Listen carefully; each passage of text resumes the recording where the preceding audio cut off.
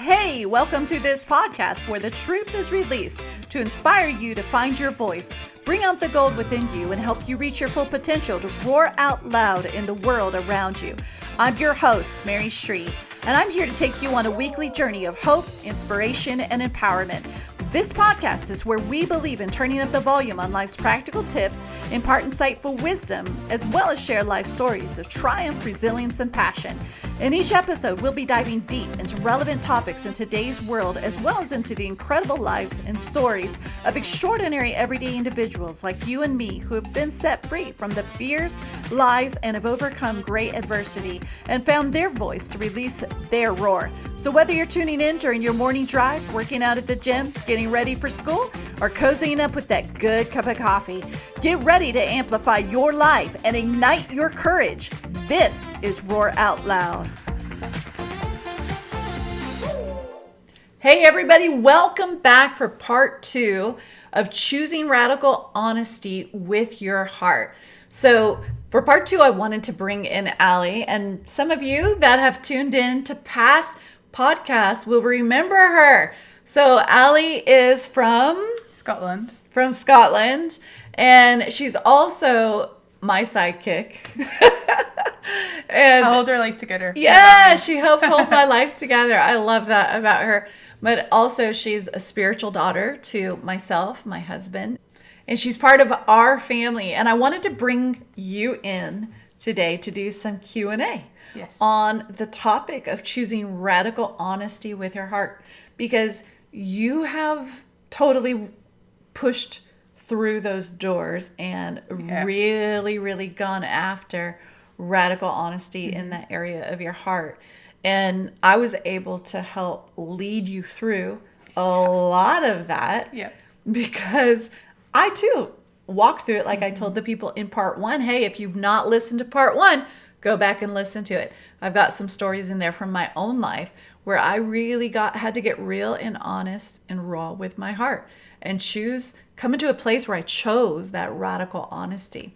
And so anyway, I wanted to do some question and answers with you on this and how, when it comes to being radical with your heart, like what would you say is like keys in that? Knowing yourself is really important. How you operate, how you're wired, and even things like when you react certain ways to situations. Yeah. Like sometimes I find myself in conversation with people and all of a sudden I can feel on the inside a reaction, and it's pushing past the reaction going, actually there's something deeper going on there. Like that person isn't just irritating me, there's something deeper there that actually I need to address. And you and I have walked through that process, and I've been like, hey, like I felt this when I was around this person. I don't understand like what's going on. Like, can you help me like figure this out or whatever? Yeah. And sometimes with that's not a heart issue. Sometimes it's because you're a feeler or you're a seer or, there's different aspects to the realm of the spirit. But sometimes it really is a heart issue. And so I really believe the Lord puts people in our life that kind of rub us. That's the whole iron sharpens iron thing. Right, Proverbs 27:17. Yeah. So God puts people in our life that kind of rub us in that way. And when we go, oh, whoa, what is that? It's like a checkpoint. Yeah. Right? It's a checkpoint, and we have to come to that place of honesty where we go, well, what is it inside of me that's pushing against that person? Or what is it about that person that's really irritating me? Or offending me. Or that leader. That leader that's offending me. I mean, I hear that from many people in 21 years of ministry. Like, so many times I can't even tell you. I wish I had $1. I'd be so rich for every time I heard somebody say, this church leader or whatever offended me. So I actually heard a while ago from a friend, and she was listening to this guy speak, and she shared it with me, and it was so profound. And she's like, sometimes your biggest breakthrough can be wrapped up in something so offensive, you might miss it because you're so offended by it. That is a good word. Say that powerful. Again. Sometimes your biggest breakthrough can be wrapped up in something so offensive, you might miss it. And there's been times I think I've maybe missed breakthrough because of that, because I've just been offended and I've allowed myself to sit in the offence because I've not understood why my heart's reacting that way, or not even understood that it was an actual reaction going on inside of me, you know? Sometimes we do react to things, we respond to things in certain ways, and because we're so used to it, it's so familiar that we don't actually realise there's something wrong until we have people in our lives who call us higher and be like, why are you reacting that way? Like, it's something that's very, very small, like a small situation, small circumstance, and you're erupting, you're blowing up at it, you're getting super upset, and it's like, why are you getting so upset there? Like, that's not what I was meaning. That's, you've totally, the lens that you're seeing through is like, you're seeing through a wrong lens here. That's not what I was articulating, or it's not what I was sharing at all. And the reality is a lot of times it comes down to brave communication with people. When you start, taking offense and stuff like that, and even brave communication with your heart. Let's talk about that, because I talk to my heart. I learned that as a tool. Like I'll check in, heart, how are you doing? Like, what's really going on with you? Like, how are you doing? And I realized when I am feeling crazy, stressed out or something, like, sometimes I'll go for a drive. Sometimes I will lock myself in my bedroom. You've seen that. Sometimes I will just go sit outside with my cup of tea or something and just stop, breathe, check in and go, okay, what's really going on? And there's been times where, like, like, I was going to record podcasts, but I'm like, nope, I'm not going to do it today. I need to just absolutely just stop. I need to stop. Whereas before, in the last podcast, I talked about this, whereas before, like, I would just push through. And even in that, there's times where it's okay to push through, but there's times when your body is telling you you're exhausted, you actually need to stop and rest, and it's okay. And there's been times where it's been on the flip side, and I've done the same thing too. You're like, we're recording this week, and I'm like, actually, I have no capacity to do that, because I help behind the scenes and help set up, and I love doing that. Just, it's been a really, really busy season for both of us, so it's navigating schedules in time where, like, actually, if you don't have the capacity, that's okay. You know what I mean? And there's grace there for that. Obviously, there's a fine line between grace and laziness, but it's like, if you're going full pelt all the time, like, sometimes your body is exhausted. And like you say, check in with your heart, and your heart's like, I don't even want to do that anymore. Like, I just don't. I'm tired.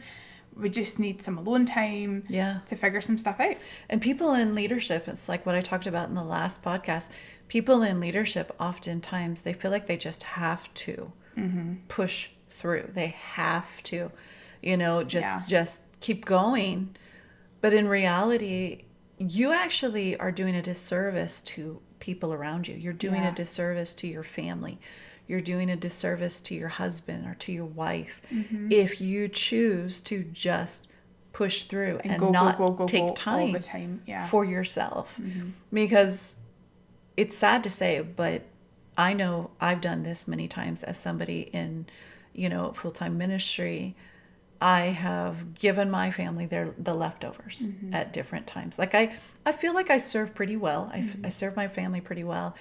I believe that I'm a great mother. I know I can do better in being a wife or being a mother in different aspects like that. However, I feel like I serve pretty well, but there are times where I have given the leftovers because I haven't checked in with my heart, because I've pushed through, because I've chosen to put other people before where, my heart is screaming, no, stop, you need family time. But no, I've got to do this, and I believe the lie of that.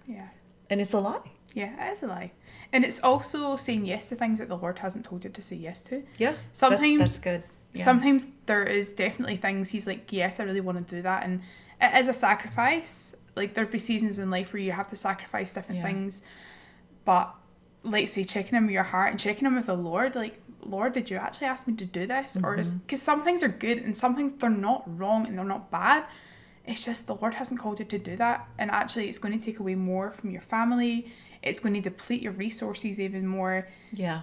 And that's what you need to check in with. Like, Lord, do I actually do you want me to do this? Do you want me to serve this person in whatever capacity, however that looks? Yeah. And instead of just doing and doing what you know, okay, I'm called to do this aspect of ministry and business and all the things, instead of just doing, it's so important to know in the aspect in that sphere, okay, so in the midst of this, yes, this is what I'm called to, but what actually brings me life? Does this bring me life? Yes. What brings me life? You know, and if you don't fully know what brings you life, then you're not fully connected to your heart. Oh yeah, absolutely. Because then you just get in the rhythm of going through the motions of doing things just day in, day out because you feel like you have to, or you're just in that rhythm. You haven't checked in. You're kind of numb to what's going on internally. Yeah. And knowing what brings you life connects you in that place of honesty, which is key. Yeah. To unlocking your heart. Yeah. And also knowing, like, you know, what are my passions? Like I said, what brings me life? Yeah.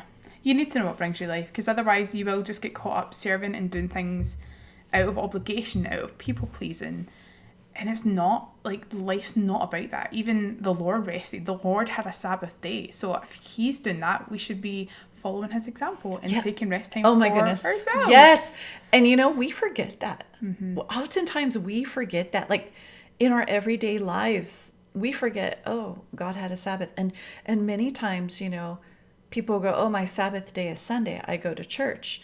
Well, is that really resting? I mean, that's to be questioned. Yeah. Like, I know for me, going to church sometimes doesn't feel restful because you're like, I got to get the kids out the door. I got to help them get ready. I got to get everyone. I mean, it feels this crazy sometimes. Yeah.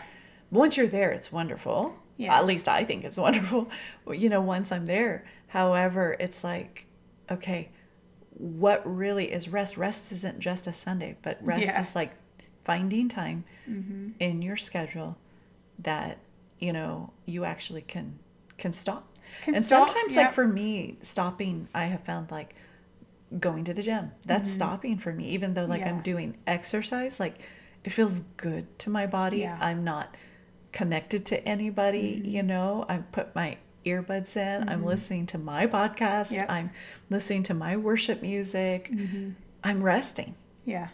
You know? You're just having some time to yourself. And like, that's something that's so, so important. Yeah. Even for me, like, I found that in the past. I've been very, very busy. Go. Like, working a 9-to-5 job, going out to all the different things. Because I love people and I love the Lord, and I love to see him move in different situations and in different places and with different people. There just comes a point where it's like you're doing that so often you're not actually acknowledging how you're doing inside, because there's stuff that happens in your life that you don't even realize that you're not dealing with. Yeah. And when things happen, it's so important to know how to deal with them. And if you're not connected to your heart, you're not going to fully know. Yeah, you're not. You're not going to fully know. Not. So leaning into the emotional aspect of things, it's so important to lean into what your heart's actually telling you, how your heart is reacting. I know I've said this like a few times already, but when you are aware of how your heart is reacting to things, you can actually lean into that and start processing things and start digging a bit deeper inside and going, okay, actually there's something inside of me that needs healed because it's clearly not functioning the way it should be. I'm not feeling joy, I'm not feeling that I have purpose, I'm drained, I'm exhausted. Your body and your heart are talking to you all the time. And you're responding to people negatively. Yes. Oftentimes you're responding, like, negatively, or you're walking around in, like, a doom and gloom, you know. Yeah. I'm not pointing fingers at you. I'm not just saying you. I'm just saying, like, in general, like, you know, so many times I've been there. Yeah, and you can see it on people as well, like, when there's definitely stuff going on that they're not talking about. Yeah. And you're like, hey, how are you? And like, oh, like, I'm fine. I'm like, well, you're clearly lying because there's obviously something going on. Your whole body language is telling you there's something going on. And unfortunately, we live in a society where it's like I said in the first podcast, it's kind of like a suck it up buttercup kind of mentality. Really, like, it's like, oh, how are you doing today? I'm fine. Not everybody really wants to hear, you know, how you're doing. And also not everyone really wants to answer. Yeah, which is true as well. Like, that's why you were saying in the last podcast as well about finding people who you can be honest with and share your heart and be like, hey, like, this is going on. Yes. Like, something's not going on right internally because I'm reacting this way. Like, I'm feeling this thing. I just feel I want to break down and cry all the time. That's even been me at times, not talking about emotions and shutting down because maybe I felt that people didn't really want to know, or I didn't feel safe with certain people, or I just didn't want to deal with the pain because sometimes the pain feels so heavy. It feels suffocating. It feels overwhelming. Almost feels unbearable that actually I can't go there because the sky will fall and my whole life will fall apart. Like all these lies, like it sounds so dramatic, but that's for me how it's felt in the past. And the more I've leaned into actually going into the hard places and actually hitting those points of pain and going, okay, heart, there's a bit of pain there. Lord, how do I deal with this? Like, sitting with him, okay, like, Lord, why am I feeling this? And I asked him that recently, and he goes, because you're in pain. I'm like, oh, I didn't think I was in pain. Like, that's real. Yeah. And just being real and honest as well. Like, a situation happened to me 2 years ago. I actually lost a really close friend of mine. She passed away, and probably going to cry. So just bear with me, because I'm still in that process of dealing with the grief. And when it happened, I was on a mission trip around people who I didn't really know, wasn't super close to, and they didn't know my friend either. And it came out the blue, it was really suddenly, and being in a different country, and it was a friend from back home, so the time difference, the physical distance, there was a whole lot of factors that played in, and being on a ministry trip as well, not ideal. And I remember being told, and I kind of shut down a little bit in that moment, and I kind of remember people coming up to me like, what's going on? Like, is everything okay? And then I remember just like breaking down and crying about it. And it still hurts because I'm still in the process of grief. But when you're in situations, sometimes it feels like you have to just kind of suck up, buttercup. Because I'm like, I'm not here to do my own stuff right now. I'm here to minister and serve and love the Lord and love people really, really well. Sometimes life happens and circumstances happen, and it's knowing you have permission to actually deal with it. Yeah. And for me, I don't think I've ever really given myself permission to go there with that, because it came out the blue. And like believing all these lies that I had to operate a certain way. Perform. I had to be all singing, all dancing. No one was ever asking that of me, you know? But it's what we're raised with, It's what we're raised with. And I automatically just stepped into it. I'm like, I can't deal with this now. So I shut it off. Yeah. And it's not always something that we learn. We do learn some to a degree from the homes we're raised in. Yeah. But also just society has taught you. And culture. How to perform, how to do it, right? And there's been, and I really believe it's been a subtle lie in the church that we have believed that we have to perform instead of being connected to our hearts and saying, hey, it's okay to not be okay all the time and to stop. It's okay to rest. It's okay to sit in that pain and say, okay, what's really going on, and find out the truth behind the pain. And I believe the enemy, Satan really has brought that lie in. And because of that lie, there's so many broken people in the church, even ministers and leaders. Like, I've met so many people that are even still in leadership. Yeah. That literally, they're broken. They're in pain. Yeah. And they're burnt out as well. Are hurting. And they do what? They suck it up. And they keep going instead of getting in touch with their heart. How much more powerful would we be as leaders in the world, whether in ministry, in businesses, whatever you're doing? Like, ministry and business were never meant to be apart anyway. So everything you do is ministry unto the Lord. And in that, we're called to lead. So how much greater and more influence and impact would we have as leaders if we were in touch with our hearts? Yeah. I think even from what I've seen in leadership and what I've seen in people, I remember a pastor once saying, to a group of our students and saying, my wife and my children are my first ministry. Yes. So whatever happens, they come first. Yes. And I saw him model that. And I saw people get disappointed by it. And I'm like, my respect went right up, because there was times where his family were sick and he was there. And he wasn't with our group at all. Like, wasn't with our students. And that, I'm like, that is ministry. That Absolutely. is what kingdom leadership looks like. And it's actually seen that in action, because we think as humans, because culture's taught us, and because there's that subtle lie that the enemy's thrown in that we've all grasped a hold of, that we just need to keep going and going and going. Yep. And actually ministry's first. You serve people. You serve. And that's what leads to burnout. That leads to people crashing and burning. And all of a sudden you're like, well, where did that come from? And Well, you're it's like, because you stuck your head in the sand. and you avoided the problems. And you chose to avoid the problem. I know. I'm speaking from reality, because I've done it so many times. Yeah. I've done it so many times. I've stuck my head in the sand and chose to ignore the problem. But did the problem ever go away? Did the pain go away? Did the things go away? No. And it's because I didn't learn how to simply give it to the Lord and be that daughter that just climbs up in Papa's lap. And like talk about the issue that you're feeling. Yes.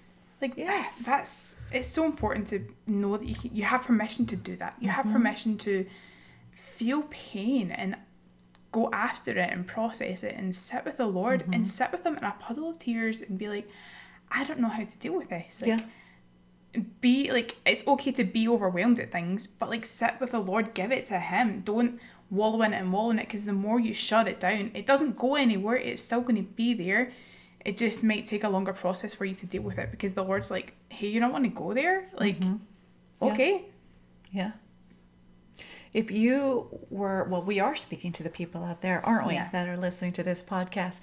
What would you say, because of what you've walked through, 3 keys to radical honesty with your heart? Being aware of your signals, that's for sure. So talk about the signals. Let's go there. For me, like what I've noticed in my own life, when I'm tired especially, my emotions are more readily available. So that's a surefire sign. Like when I'm tired, whatever I'm feeling inside, even like when I'm feeling good, like even that comes to the surface. It's just like, oh, actually, I'm just a bit tired. My body's needs some more rest. But when I'm exhausted, emotions just come right to the surface.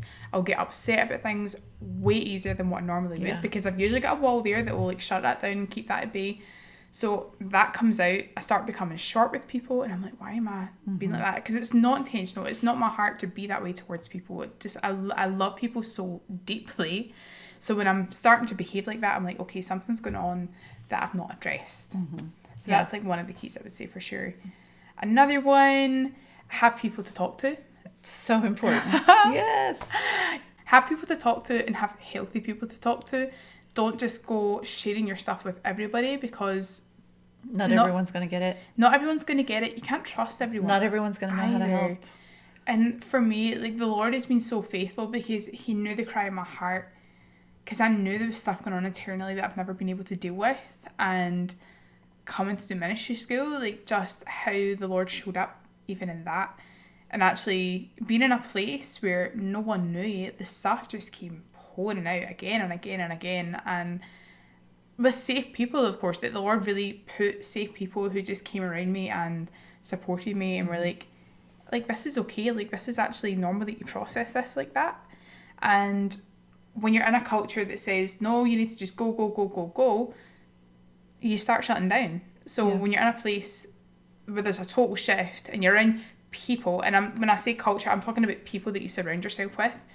That's a culture. Like when you surround yourself with healthy people who you can trust and they start pouring in, it's like, actually, I can actually just be feeling myself and be honest with how I am. Like honest with what I'm feeling, honest about what's triggering me, honest about what's irritating me, because sometimes things have irritated me even recently, and you and I were having a conversation, you're like, that's actually not, that's like a surface level problem. I'm like, what? I wouldn't even, no, that's not a surface level problem, you know?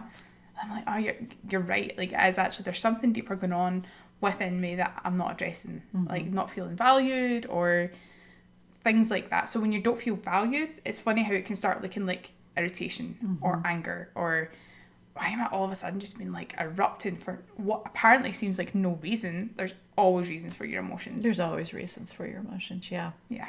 And so, like you said, finding healthy people. So what would you say your third key would be? My third key, this would actually be number 1, but I'm saying it as number 3, just being real with the Lord about it and don't shut him out. In the past, and I'm still working through this, still a work in progress, aren't we all? Just letting him into the process and not shutting him out. He's the one that does the healing. He's the one that helps you deal with it. Mm-hmm. And I even feel like for me, what I've noticed is when I start shutting down because things are going on that I'm not processing, not dealing with, not addressing, the signals that are there, I'll go through the motions for a little bit and then I'll kind of avoid the Lord a little bit. I'm like, I don't really want to talk to you about this. And then when I actually do it, I'm like, why do I feel like this? And like I said, because he's like, because you're in pain. And sometimes it feels like he's distant, but he's closer than you think. He's right there. He's in it with you. He knows you better than you know yourself. So he knows what the feeling is. Even when you don't know what the feeling is, sitting with him and talking to him about it, be like, okay. You lean in. You lean in and be like, okay, you know what this is. Yeah. And that's how you keep your heart open. Mm-hmm. Leaning in is a choice of rising up and choosing to be powerful. Mm-hmm. Many people don't believe that they're powerful enough to do that. Mm-hmm. You know, they haven't been taught, even as children. You know, I know I wasn't taught how to be powerful as a child. It took having healthy people in my life to teach me that. To teach you, to bring that out, because I believe that it's in everyone, that ability to step up and lead, and to lead yourself as well, and lead your own heart, and be like, okay, this is what's going on. Actually, I'm powerful enough to know there's something going on. I'm actually just going to take some time and deal with that. And some of the best examples of leaders that I've seen have done stuff like that. They've been like, actually, I need some rest today, and actually, you know what, I'm not going to come in because I'm sick. Like, even stuff like that, like, people push through sickness, and sometimes the sickness is coming from stuff that you've not, like, dealt with in your body, or just, there's other stuff going on, like stress or whatever, because stress impacts our body, like, big time. So much. I know for me, I hold it all up here in my shoulders. I know. It really does. And that's, I mean, I think I said it in the first podcast. The first part of this is how my body, you know, got the autoimmune system, vitiligo, and, you know, different things began to react in my body, the panic attacks, the anxiety, all that due to stress. Yeah. And that stress came from all the things we were juggling. The stress also came from people that I allowed to speak in. Yes, like that. And I want to touch on that because that's a big thing as well. It's like we actually are powerful enough to choose who we let in and who we listen to. Even if they're speaking lies about you, you don't have to receive those and take them to heart. Because what I realized in my own life, because you know, people have spoken so many lies about us at different times. That's just the reality of it. And we've had to deal with things. Unfortunately, ministry sometimes can be ugly. Yes. and we, you know, we've had to deal with things and still in the midst of it try to figure out, okay, how do I keep my heart open? How do I keep my love on towards this person? Yes, that's how huge. do I have healthy boundaries with this person or these people? You know, I mean, definitely was more than one at different seasons of our lives. And so different things happened where there were words spoken, and we took them on. I took them on personally, and I allowed those to be like arrows into my heart. Yeah. And so between that and between all the things we were juggling and people we were pouring into and pouring out, like I hit burnout. I hit that wall. Yeah. And I literally, there were times where I thought, am I going to die? Like, am I going to die early? Like, what about my children? I could remember laying in bed and having hot tears streaming down my cheeks. The lights were out. My husband was sleeping. And I was crying, going, God, am I gonna die early? What about my children? What about my husband? What about these things? And now I'm getting emotional talking about this. Yeah. Like, I can remember being at that place and going, Lord, like what is gonna happen here? Like, because I felt like I was being taken out. That's how it felt. And when you're in that place, it is hard to breathe. It is hard to really Keep your heart open. keep your heart open Yeah. and allow God to fully come in. And I can remember what it felt like to have people we love sit us down and say, you guys are surviving. You're not thriving like you always have. You need to get off the mission field. You need to take time out for yourself. What does time out even look like? What does that even mean? What does that even mean? I mean, we had pockets of like going to the coast or things like that when we were in Africa, pockets of that. But we pushed, and we're pioneers. Yeah. I mean, we build things. You're We pioneers, do you're things. builders. Like, Yep. we're very apostolic, you Yeah. know, that my husband and I, you know that about us. Yeah. We're very I've seen apostolic. it. Yeah. And we build things and we build people. And so we pour in and pour in and pour in and pour out, and we give ourselves. Like when we do it, we give You're all in. 110%. We are all in. And sometimes when you, not sometimes, all the time, when you're all in, you need to check your heart and check like, how am I really doing it? And sometimes you don't really think about doing it. You don't come to that place where you choose to do it when you're in the midst of busyness. Yeah.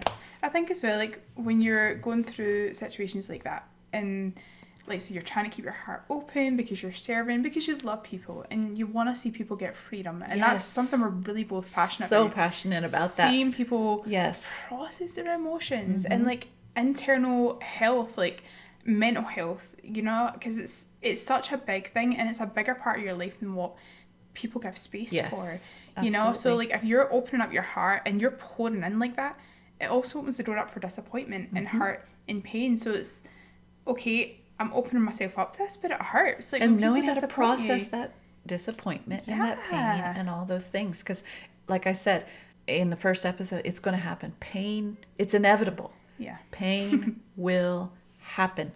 People will disappoint you. It'll happen. But how do you deal with it?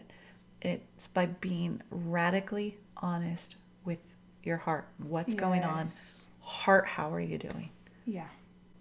Yeah, I can't say that enough. Like, to really come face to face with your heart and get, just like we've said over and over again, radically honest. Heart, how are you doing? How are you doing? And not just a flyby thing, but like, how are you really doing? Yeah. Feel the feels. That's for sure. Feel the feels. That's Lean been a big into the thing. pain. Yeah. Lean into the pain. Give yourself space to have emotions. That's the biggest thing I would say. Like, if God's you're not scared of our emotions. God gave us the emotions, all of them, like in all their glory, like all of them. And if we're shutting some of them down, we actually start becoming numb. And when you start becoming numb, you just stop feeling anything. And that's actually worse. I've actually learned that. You lose sight of reality. You lose sight of reality. You don't even realise that things are happening, good things are happening, exciting things are happening, and you have no response because all the feelings that you felt about other situations, you have shut down and you've not actually given yourself space to feel them. Even things like joy, because sometimes you're like, if I get too joyful about this, there's going to be disappointment about it, you know, or I'm not going to feel hope about this situation. Like, I really want to because I'm excited about it, but you start becoming pessimistic about it. Like, Yeah, what if it doesn't happen? yeah, What if, like, I pray for this thing and it doesn't happen? So you instead you choose to be on the opposite side of, like, I'm believing you, Lord, yeah, and you choose, what if it doesn't happen? Okay, I might just be disappointed, so I'm just going to leave it there. yeah. Instead of stepping in. Instead of stepping in and taking a risk, and it could be something amazing. And even if you still take a risk on something and you step out and it flops and there is disappointment, it's known that that's okay. It's okay for your heart to feel that disappointment. Get radically honest. Like, God, I feel disappointed. I don't know why that happened. Why did it? I can remember we were contending for a house one time. Like, we went to that house. We prayed over the house. Yeah. We brought people to the house. I honestly believed that I heard the word of the Lord on that house. We did some prophetic acts. Like, we really went after it and believed the Lord. And then it didn't happen. It didn't happen. It didn't happen. And there was real disappointment there. Yeah, because there was so many signs. Like, I remember that season. Yeah, there was so much disappointment. And then I came to this place where I was afraid to trust him again in that space. And I really had to deal with my heart. I had to get radically honest and go, okay, what's really going on? It wasn't so much about the house. It was more about this element of trust. And that's a whole other topic, because God has taken me on this journey of really teaching me what trust looks like. And sometimes it looks like just that tiny mustard seed and stepping into it. And, Yeah, trust is huge. And that's some of the processes I've walked through with the Lord, and just experiences I've had with him. And again, like expectations for things, hopes, dreams, desires, and really believing you've heard the Lord on something. And then, like, especially words or things that he said that have like a time limit, or like, say, like things like the house, and then it's like, well, that doesn't happen because someone else bought it or whatever. And it's actually been like, okay, actually acknowledging your disappointment, because it does. It's like, it shows where your trust is at with the Lord. And I've seen that happen, especially recently, a lot in my own life, where I'm like, actually, Lord, I'm really disappointed in you. Like, I am really disappointed. And even that, like, people don't talk about that. Everything's fine. My relationship with the Lord is great. It's like, actually, no, like, circumstances have taken place in my life that actually I'm feeling really hurt about. And it's impacting my relationship with the Lord, but it's actually showing different aspects of his character, because is he still the same? Yes. Is he still good? Yes. Is he still faithful? Does he still provide? Yes. He remains the same. He is unchanged. And when you lean into that, that becomes more of your anchor. Yeah. And that opens up your heart even more, I believe. Yeah. Because when you can anchor yourself in the truth of him as a good father. Yeah. Even in good parents, like my kids get disappointed in us. I know we're good parents, but there are times where there's disappointment. Yeah. And what do? We choose open communication. Yeah, and you talk about it. And we talk about it. Yeah. And that's the same with the Father. And I think we forget that sometimes. Yeah. And instead we close down. And just avoid them. And we avoid. And it breaks relationship. And it breaks relationship. And so it's so important to lean into that. And that's what we're talking about, this radical honesty. And so let's challenge the people out there with radical honesty. Challenge them. Yes. What would you say to them in radical honesty, like a great challenge? Those that are hurting, those that have walked through disappointment, those that have been hurt in ministry and leadership, in business. I know, like for us, we had money stolen from us, a lot of money, thousands and thousands of dollars in business stolen from us. There's so many things, so many stories. You've heard many of our stories. Yeah. So much that we've walked through, and so many ways, like we've seen the Lord just carry us. Yeah. And I believe because we've chosen to lean in and get radically honest with our heart, and yet still hold him as our anchor. And I believe that is, in and of itself, is a challenge to the people, but to hold him as your anchor. But what else would you say? Because we're going to land this ship. We're going to land the ship. But I want to let you. Yeah, I think that is so on point. That'd be the biggest thing I would say. It's actually leaning in and acknowledging your feelings and acknowledging your emotion, and not shutting it down, and actually giving yourself space to go, oh, I'm actually feeling some things here. I'm going to take some time and go process it, and give yourself permission to go take time, go somewhere, go sit in your car, go for a drive. For me, like, my happy place is in the car. Like, I have so much interaction with the Lord in my car. And even people have said it, they get in my car, they're like, oh, you pray a lot in here. I'm like, oh yeah. I have a lot of conversations with the Lord in here. Yep. So it's like just finding that spot that works for you, where you can just go, okay, Lord, I'm actually going to sit and get real with my pain right now. Because when you lean into that, when you get into that space of allowing yourself to feel the feelings, it's not going to be overwhelming as what you think it is. That's a whole another lie. Actually, okay, this is what I'm feeling. Laying it all out on the table and allowing the Lord to come in and put his hand on your heart and go, I know, like, and that's okay that you're feeling that way. Like, and I'm sorry you're feeling that way. This is how we're going to move on. This is how we're going to grow. This is how we're going to get stronger. And when he starts talking to you about that, it's like, actually, it just feels like coming up for air. That's the only way I can describe it. Literally, your emotions sometimes feel like an ocean that's just like overwhelming, it's drowning you. The Lord comes in and literally, like he did with Peter, like pull him out of the water, like I can actually breathe again. Like, it's not as bad as what I thought it was. Because that's the thing, like, your emotions lie. They tell you the sky is falling. That's like one of my things. Like, the sky is falling. Like, I want the ground just to open up and swallow me, because that's what it feels like. It feels like I can't deal with this. So really, really press in and give yourself space to feel it. Don't shut it down. Don't just gloss over it. Don't sweep it under the rug like everything's okay when it's clearly not. Your body is telling you that things are not okay. So go after it. Yep. And the reality is you are stronger than you think. Yes. And you're powerful. You're a powerful leader. So powerful. And you're stronger than you think. And God is right there on the other side of that emotion. He's not just on the other side of the emotion. He's in it. He's in it with you. With you, if you allow him to be. So we just want to bless you to lean in. We want to encourage you and empower you to lean in to those emotions. If you're going through it right now, if you're in a season where you're like, you've heard us talk and you're like, oh my goodness, that's so me. That is so me. I want to encourage you and say you are powerful. Yeah. And God is in it with you if you allow him. He's always there. You just have to allow him.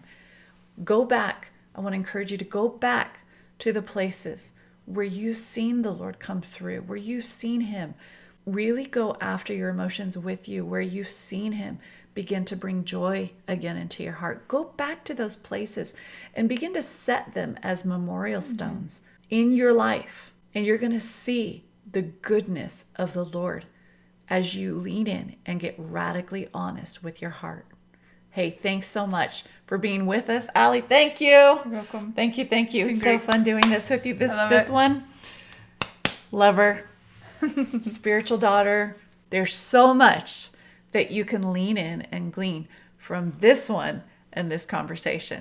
Guys, thank you. Love it. Go after the radical honesty of your heart. Hey, thanks for tuning in. If you enjoyed this podcast, hit subscribe, leave a review, and share it with your friends and family. Always remember, your voice matters. Your dreams are worth pursuing. And you, my friend, have the power to roar out loud.